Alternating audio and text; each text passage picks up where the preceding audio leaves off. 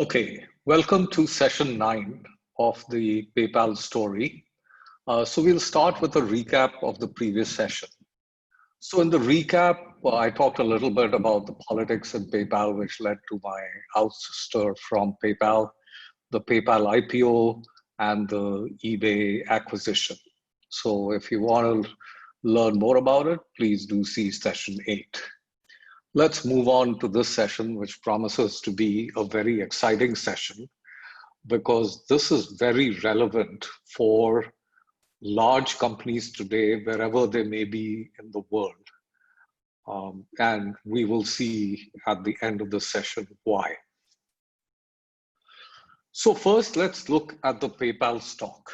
Now, from 2002, when eBay acquired it, to 2015, $10,000 invested in the stock at the time of the IPO, that is prior to when eBay acquired it, grew to $78,000 or 7.8 times when eBay spun it off in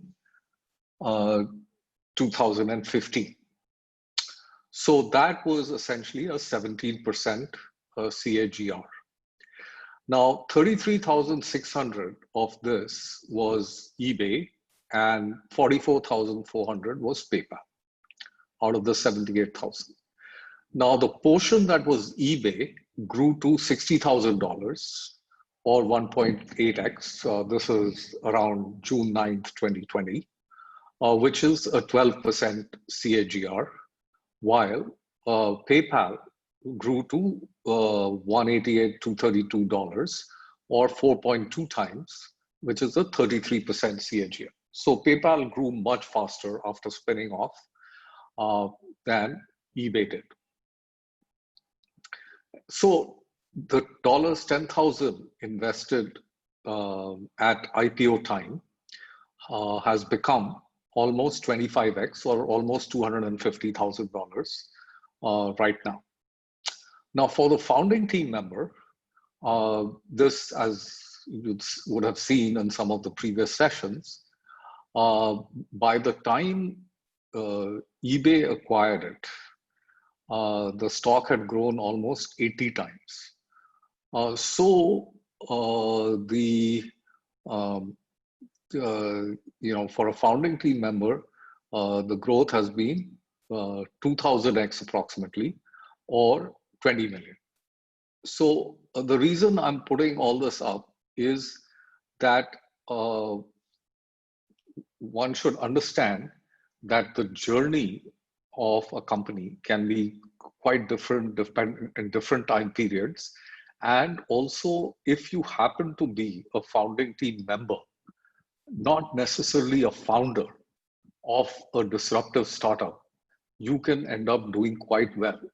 Often more better than even a founder of a startup, and definitely better than probably what you could do in a job.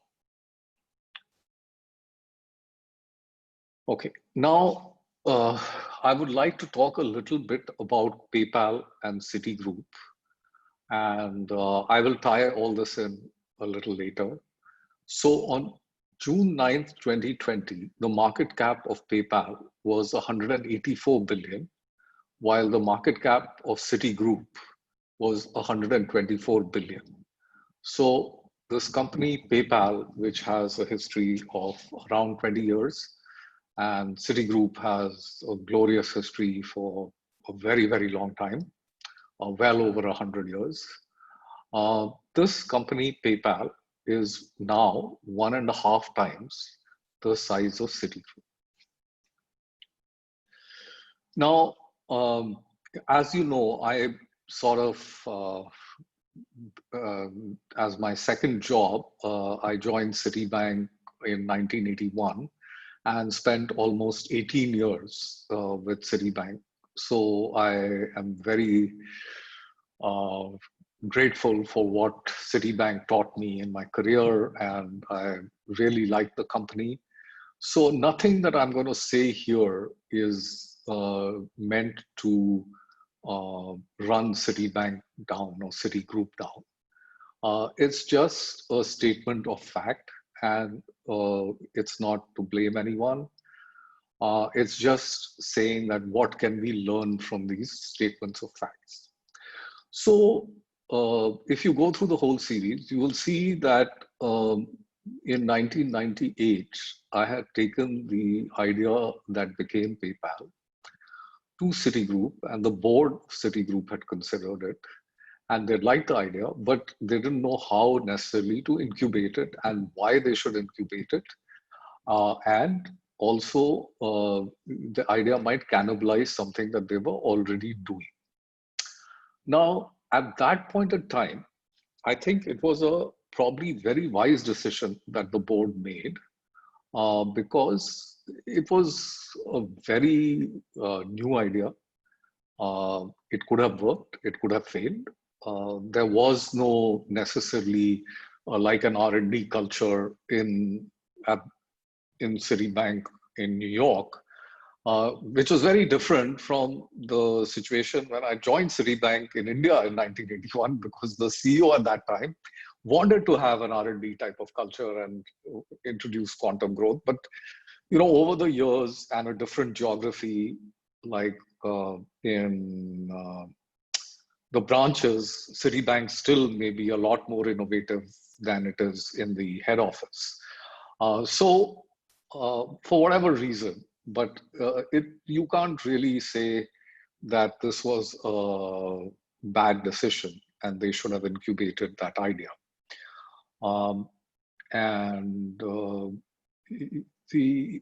If they did have an R&D setup, yes, they should have probably tried to incubate that idea. And therefore, a learning could be that all large companies should have an R&D setup and constantly be incubating ideas, some of which will fail and some of which may become home runs.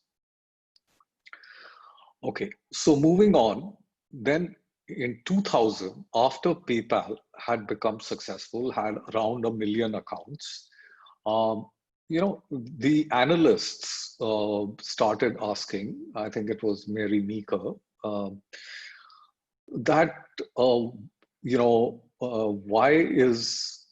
why are banks like Citigroup letting companies like PayPal eat their lunch, and why aren't they doing something about it? So Citibank, to its credit, from among the many large banks, tended to move fairly rapidly, and they created this company called C2It. Later, Bank of America also tried to create a company, and in fact, they bought the URL for me because I had tried to do a startup called ZipPay around the idea that became PayPal, but that's covered in the previous sessions. But Citigroup, they essentially tried to do C2It, and this, I think, failed. And there's again a key learning from this is that the DNA which you require for a startup, and especially a disruptive startup, is very different from the DNA that you have in your company. So if you try and do it in-house, the chances that you will fail may be pretty high. So this is what one can learn from the failure of C2It. Okay, then in 2002, okay, when eBay acquired PayPal, Citigroup also had a chance of acquiring PayPal, and they actually were involved in the bidding. But ultimately, I guess they thought the price was too rich or whatever, and they decided to pass on the deal, and eBay acquired PayPal. Now, at that point again, had Citibank acquired PayPal, things could have been very different, maybe. Now, the cost of this, given that PayPal is a $184 billion company today, and of course, history could be very different, things could have failed, whatever, but maybe the cost of missing out on these disruptions could be over $100 billion for Citigroup.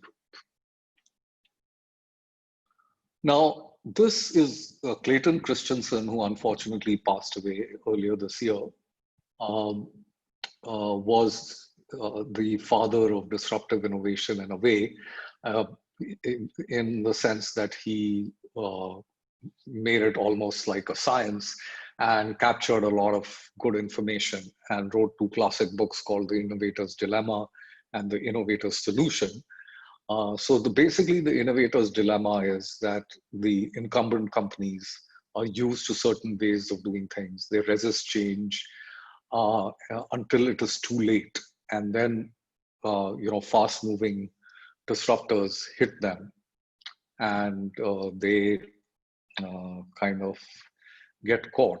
So that is really the innovator's dilemma. And the second part is like the innovator's solution. So what can large companies do to prevent getting caught in the innovator's dilemma? So I will end this session with a key question that almost every large company anywhere in the world, and their CEOs, and if they're group companies, the group CEOs or the chairmen, whatever, this should be occupying their mind. Saying in 1998, the world changed with the internet. Citigroup and other large financial firms missed strategic opportunities that cost them $180 billion. In 2020, COVID-19 will change the world. How can large firms ensure that they will not miss strategic opportunities provided by COVID-19? With this, I will end this session. In the next session, I'm going to talk about two things. One is something called the infinity equation, and the second thing is the PayPal mafia, which according to me were two of the major reasons why PayPal became successful, at least in the earlier days. After that, of course, a lot of water has flown under the bridge. PayPal has made some excellent acquisitions, and the current CEO of PayPal is great and takes credit for really moving PayPal to becoming a $180 billion company. But these two factors in the early days of PayPal were very instrumental, and I will cover them in the next session. Thank you very much for listening to me.